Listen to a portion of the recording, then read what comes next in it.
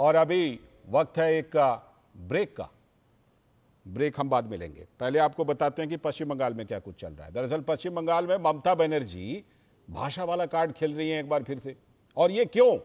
ताकि जो घुसपैठियों का मुद्दा, धरपकड़ का मुद्दा है, एसआईआर का मुद्दा है, उसको ढकने की कोशिश है क्या? क्योंकि बंगाली अस्मिता और भाषाई अधिकारों को लेकर ममता बनर्जी का आज से भाषा आंदोलन है। आज से ममता बनर्जी बोलपुर से, पश्चिम बंगाल के बोलपुर से कर रही हैं भाषा आंदोलन की शुरुआत। इस आंदोलन की घोषणा ममता ने 21 जुलाई को कोलकाता के धर्मतला शहीद मंच से की थी। अवैध बांग्लादेशी घुसपैठियों की धरपकड़ को ममता बनर्जी ने चुनावी मुद्दा बना लिया है। चुनाव आयोग द्वारा होने जा रहे एसआईआर से क्या घबराई हुई है ममता बनर्जी? यह सवाल उठ रहा है। ममता बनर्जी दे चुकी हैं चुनाव आयोग को इस मामले पर खुली धमकी भी। अपने वोट बैंक को बचाने के लिए ममता बनर्जी ने खेला है क्या बांग्ला भाषा का कार्ड? बीजेपी आरोप लगा रही है कि पश्चिम बंगाल में अवैध घुसपैठियों को बचाने की ममता की कवायद है ये। साथ ही बीजेपी ने कहा कि पश्चिम बंगाल को पश्चिम बांग्लादेश बनाने की साजिश कर रही है ममता बनर्जी। ममता बनर्जी बांग्ला भाषा के नाम पर कर रही है आंदोलन और राजनीति, लेकिन जब इमामों के साथ मिलती हैं तो मुलाकातों के दौरान उर्दू का धड़ल्ले से इस्तेमाल करती हैं। तो ऐसे मौकों पर ममता बनर्जी को बांग्ला की याद नहीं आती। तो सवाल उठ रहा है क्या तुष्टीकरण के लिए उर्दू इस्तेमाल करती है? तो फिर ममता का बांग्ला भाषा कार्ड क्या सिर्फ घुसपैठियों को बचाने के लिए है?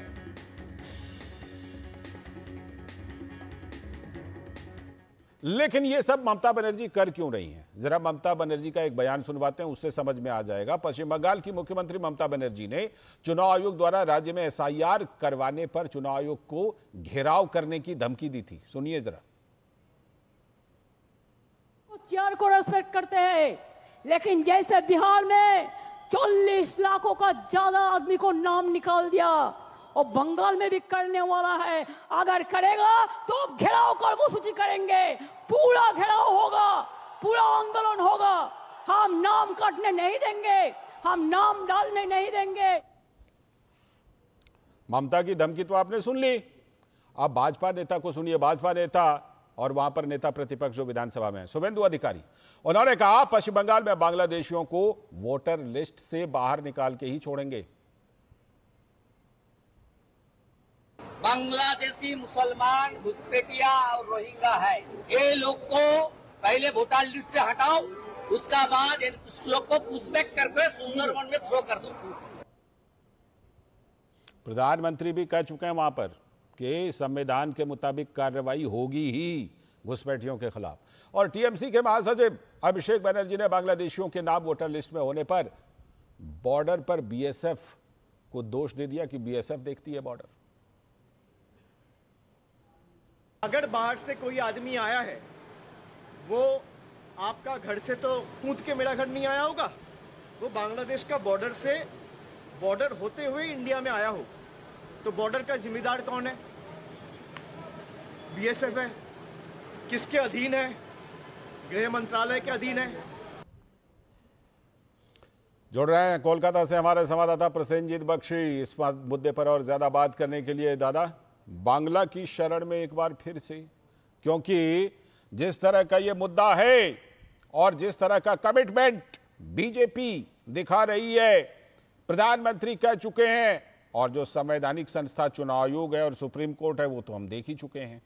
तो कहीं ना कहीं ममता बनर्जी इसको एक कवर के तौर पर, एक ढाल के तौर पर इस्तेमाल करने के लिए आज से निकल पड़ी है भाषा आंदोलन को लेकर।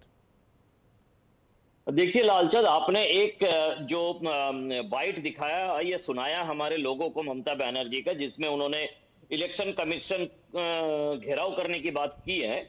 उसी तरह से आज थोड़ी देर पहले बीरभूम में उन्होंने उनका तथाकथित भाषा आंदोलन की पहला जुलूस निकाली थी, और उसमें उन्होंने बता दिया कि जो बीएलओ होंगे ना, जो ब्लॉक लेवल ऑफिसर्स है, ये इस तरह से एसआईआर या किसी भी चुनाव सूची के ऊपर काम करता है, उनको सीधी तरह से उन्होंने धमकी दे दी है कि भाई आप प्रदेश सरकार की एम्प्लॉय हो, संभाल के चलिएगा।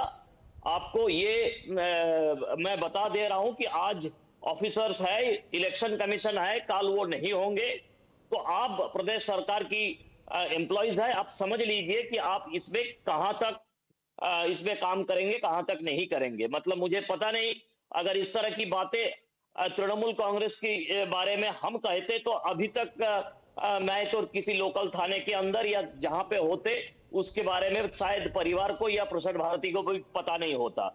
लेकिन कोई चुने हुए संविधान का शपथ लिए हुए किसी इंसान इस तरह से बात कह सकता है, इस तरह से धमकियां दे सकते हैं, मुझे तो इसके बारे में पता नहीं। इसकी नाम अगर डेमोक्रेसी है तो बंगाल में डेमोक्रेसी है। उन्होंने सीधी तरह से बीएलओ, जितने सारे हजारों बीएलओ ठीक है। हैं, सारे बीएलओ को ये धमकियां दे डाली है आज। बिल्कुल और बिल्कुल ये बिल्कुल। समझ आज सकते हैं लालचंद की आगे जाके ये धमकियां किस स्तर पर पहुंचने वाला है। ठीक है, आज समय की कमी है दादा, फिलहाल यहीं पर शुक्रिया आपको अदा करूंगा।